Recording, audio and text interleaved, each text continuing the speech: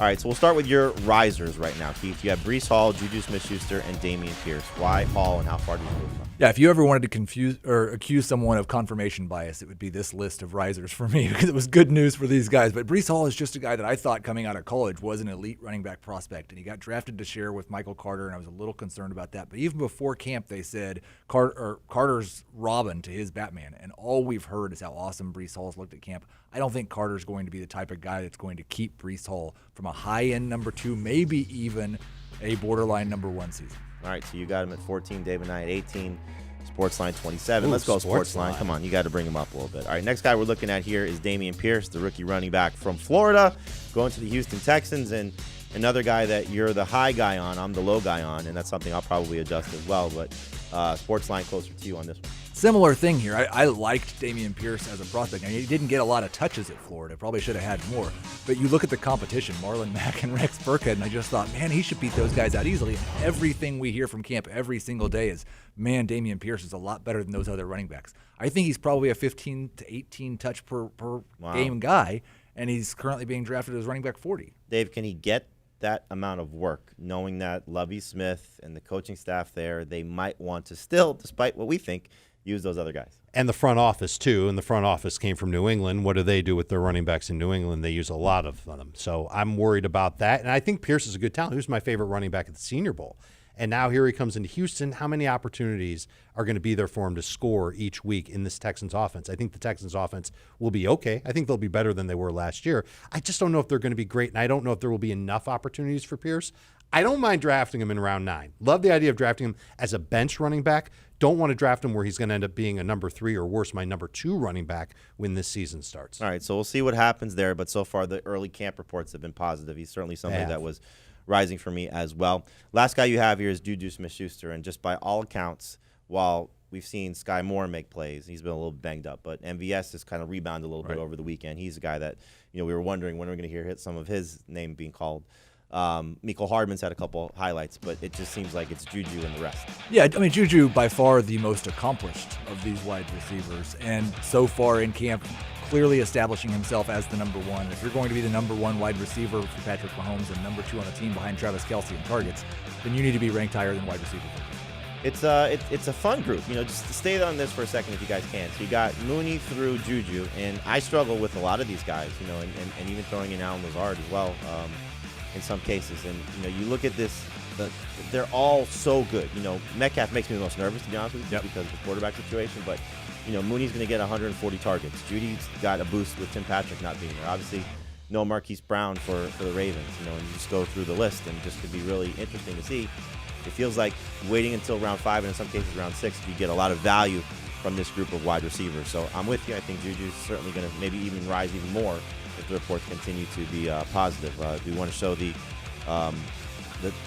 never mind. So you see where the rankings are here for him. All right, Dave, let's move on to your guys here next. And you have 2 wide receivers on your list as well, Michael Thomas, Cortland Sutton, and James Robinson. Let's talk about Sutton. Is it mostly just because of the Tim Patrick injury, or was he somebody that you thought would rise a little bit as well? During the offseason, I wasn't sure who I liked the best of the group, and as I continued to study him compared to Jerry Jeudy, I liked the fact that there was a better track record with Sutton just overall from bad quarterbacks than there was with Jeudy. Now he's got a great quarterback, and a quarterback who loves to throw downfield and has made use of perimeter receivers over the last 3 years. Sutton profiles exactly that way. I think he's going to be the number 1 receiver. I think he's going to be the top target getter in Denver as long as he's healthy. I want to draft him as a number 2 fantasy wide receiver. I feel great about him, and it was boosted when Tim Patrick got hurt. Jeudy got boosted too, but Sutton to me got completely stabilized as a top 20-ish type of wide receiver because of the Patrick injury.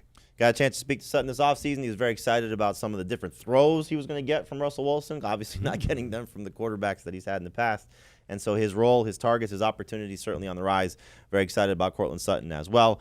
Michael Thomas, we know, has been getting healthy and starting to work into team drills. This is something that's been a nice slow build, but eventually, we're at the point now where it feels like we don't have to start worrying about his injury as much. Heath, you're a little bit concerned still.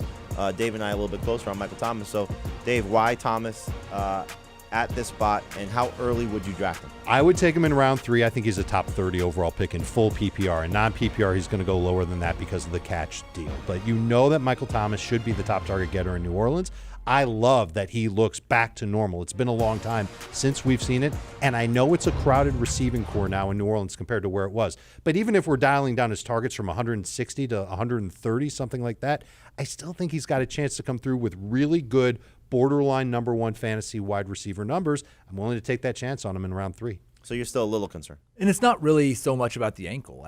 I'm kind of on board with you guys. It's just the fact that, man, he's never had Chris Olave and Jarvis Landry in the same receiving core with him. And back when Michael Thomas was catching 150, 160 passes, they were throwing the ball. Well, it was Breeze, and they were throwing the ball 580, 600 times over a 16-game season. Last time they threw it 504 times in 17 games. The year before that, just 522. Even if he kept But not having Thomas, though, could be part of could that. be part of it. And having Taysom Hill and Trevor Siemian could be a part of it, too. But the idea that he'd earn close to the same target share with the increased competition, and they're going to throw the ball a bunch more, I'm just not quite there yet. He's also older, and he also has missed basically 2 seasons, so I get your trepidation. I think more people are on your side of it, basically, than they are on our side, because you want to see it. You know, you want to see Michael Thomas not necessarily just running drills on air. There was I retweeted Nick Underhill, who said, he's looking great in separation, and people are like, he's not separated from it. He's just running drills. And that's the truth. You know, it's like you see it, and you can see the way he moves. You know, if you see the way he moves, you got to be comfortable about it. But when he's not doing it against anybody, there's still a little bit cause for concern. So I can understand some level of pause, but, yeah, I think Michael Thomas is starting to creep into that round 3 range, justifiably so. Last guy you want to talk about here as a riser is James Robinson. Why? Because he's starting to look good in camp, and he's not getting full contact. I don't think he's participated in 11-on-11 drills yet, but he's in the right direction. He's trending the right way. And anytime you've got a running back who could perform as he's performed in the past, and I'm not talking last year, I'm talking 2 years ago. He was great last year. He was great when he got the opportunity last year. He's got a shot at 15 touches per game. And I know that Travis Etienne's a thing, and it's going to cut into the upside. Okay, James Robinson isn't going to be a top 10 fantasy running back this year, but you can draft him in the middle rounds of your league, and you could end up with a number 2 fantasy running back. That's somebody I want to get ahead of the curve on, and he's absolutely looking better. He looks better in the drills, and they're against air, than Cam Akers looked last year before he started to get hit in games. So when Cam Akers would take the snap and hit the edge, he looked slow. James Robinson's got a little bit more sizzle to him than what Akers had last year. They both suffered the same injury. That's why I'm bringing it up. I can't see 15 touches in this offense knowing that Travis Etienne is there. Can you, Heath? 15 Man, carries in this offense. I mean, if it does, it's a terrible thing for round 3 Travis Etienne that's happening right now. I So, agree. like, one of those guys is going to be in big trouble. And if they split, then neither one of them is probably going to be a top 20 running back. All right, so we'll see how things go there for Robinson, but obviously somebody trending in the right direction. 3 guys for me that I'm excited about. Trey Lance, I was just waiting basically to see what happens with Jimmy Garoppolo. Once we got the news that Garoppolo not a factor, Trey Lance in my top 10. I would take him ahead of Joe Burrow, for example, ahead of Aaron Rodgers, Matthew Stafford, Kirk Cousins, Derek Carr, a lot of guys that we talk about that you can wait for. It's such an easy position to wait out because you shoot for the fence, shoot for the moon, shoot for whatever you want to, shoot for the I'm going to blanket. shoot for the moon over the fence. Yeah, I would shoot Jamey. for the moon, too. That's a fair point. But you can fall back and still take Kirk Cousins, Matthew Stafford, and these guys. Like I said, this draft I just did is 4 points for passing touchdowns. I took Trey Lance in round 12, and then I came back 2 rounds later and got Kirk Cousins. Very thrilled with that pairing. Excited about what both those guys can do, but Trey Lance could be a top 5 quarterback if things go right for him based on his rushing ability and the talent around him.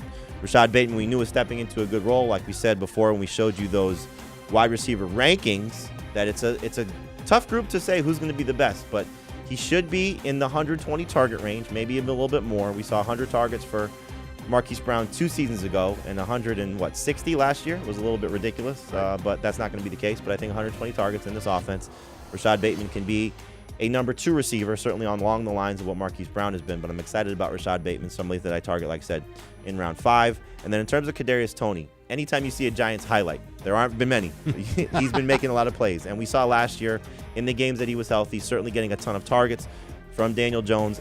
Love the upside of Cadarius Tony. So very excited to draft him as early as round 7. I think he's got the chance to be a top 30 wide receiver for sure. So there's the risers for all 3 of us. Now it's time to take a look at the fallers, the guys